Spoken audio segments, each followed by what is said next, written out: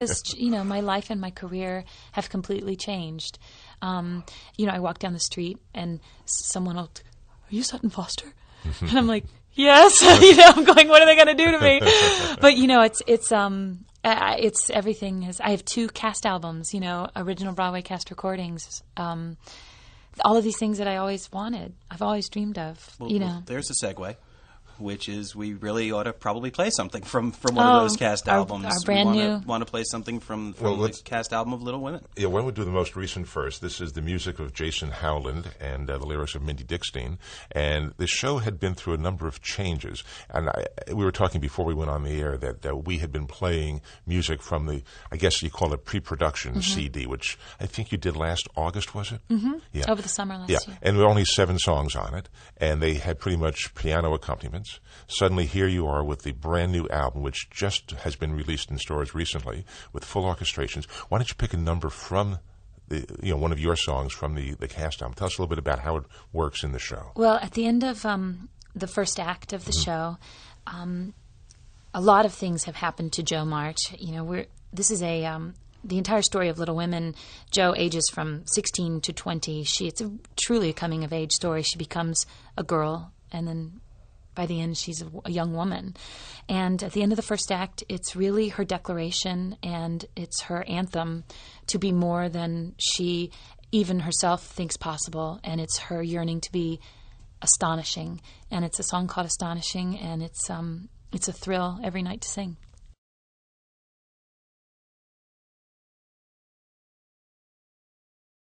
Astonishing, the Act 1 closer from Little Women, which is currently running at the Virginia Theater, starring Sutton Foster as Jo March. Sutton, you mentioned a little while ago that you've grown up in the era of the Internet and you've been exchanging emails and that sort of thing with people, like discussion groups and all that. You have your own website. I do. Which is? Oh, gosh. I don't even know the address. Is it SuttonFoster.com? It is not SuttonFoster.com. It's www.geocities.com/Sutton Foster Online, or at least that's one that we've found for you. Or if you just... It's Sutton Foster Online. If you Google Sutton Foster Online, you'll find it. Now, on the website, you must get communication from people. Do you respond yourself to the emails that they send you? I don't often respond via email because my own personal email address I try to keep sacred, but I do respond to fan mail that I get at the theater. Oh, you do? Yeah, I try to. My dresser, I'm very close with my dresser, Julian. We're very good friends, and we'll have picnics in my dressing room in between shows, and we'll go through the fan mail and read every letter, and we really try to respond to most of the letters that we get. That answers the question I've often thought about. that we get, and it is really for both of us. Especially on Wednesdays and Saturdays when you have 2 shows. What do you do between shows? I guess that kind of answers in your case at least. Well, I try to lay low. It's, doing 1 show is hard enough. Doing 2 is very difficult, especially the second show. So in between, sometimes I go out, sometimes I walk out, I'll meet a friend for dinner, but most of the time I stay in and I eat dinner and just try to lay low, read a book, watch some television. Yeah. Well, you're on stage a good deal of the time in Little Women. Yes, very much, and very active. Very demanding part. Very demanding. What's the most fun of the part, do you think? I think her spirit and the physicality and the energy. I really love sort of pouring my whole sort of self into the characters that I play. I've been really lucky. Both Millie and Jo have been incredibly physical, and I've been able to sort of. They're both kind of. Jo especially is kind of messy, and it's literally like a young deer trying to take her first steps, and or a colt trying to learn how to run, and it's really exciting. I love that idea of going on a journey with a character too. At the top of the show, I don't know where she's going, but ultimately I do.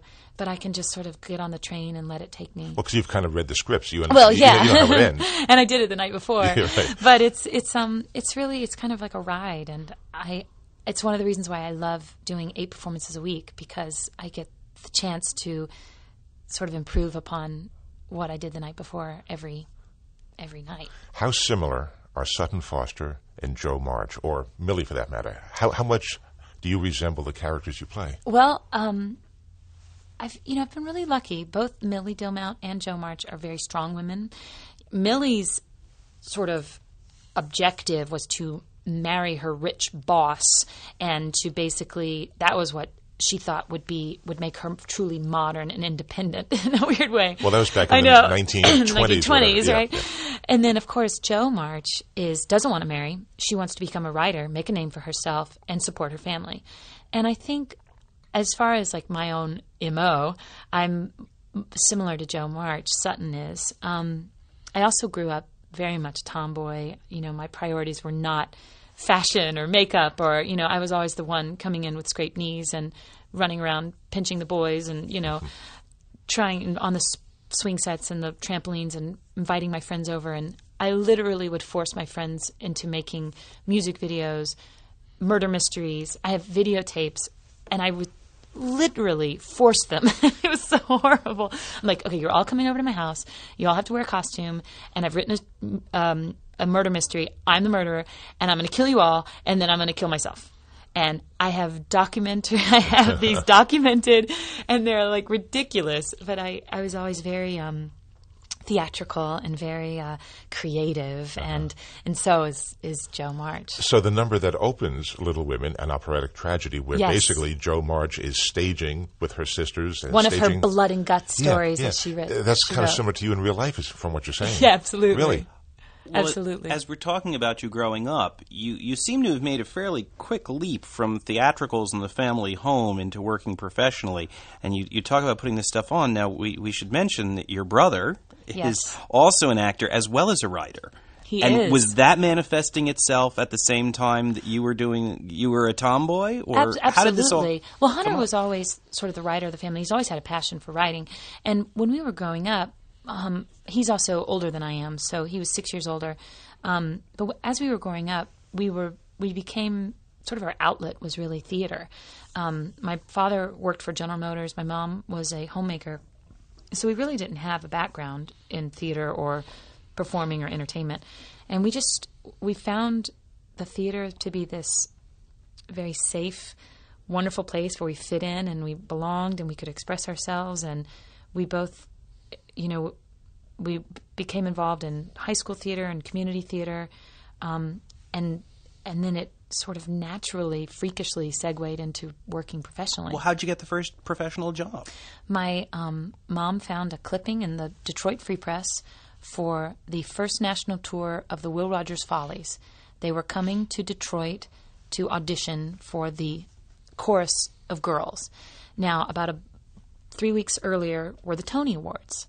And I, of course, watched them with my mom and my dad, and they did Favorite Son from the Will Rogers Follies, the line of girls doing the intricate hand and the tambourine hats, and I was mesmerized. And you're how old? I was 16, and I just turned 17. And you had been doing in high school? Yes, I'd been doing, but no real professional work. And I turned to my mom, and I was like, I could do that, because I was tall, I was a dancer, I could sing.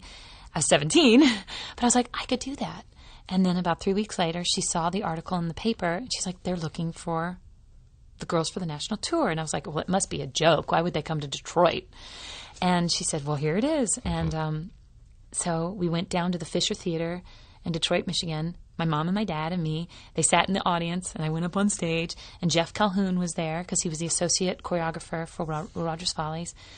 And he taught us, there were about maybe 50 girls from the Detroit area on the stage. And they taught us a combination. We did the combination. We all had straw cowboy hats on, and they made a cut. And then I was kept, and then we sang, and they made another cut. And they basically asked two girls, and Jeff Calhoun came up to me and said, "How old are you?" And I said, "I'll be 18 on my next birthday," but I had just turned 17. And he goes, "Keep dancing, and I'll see you in New York."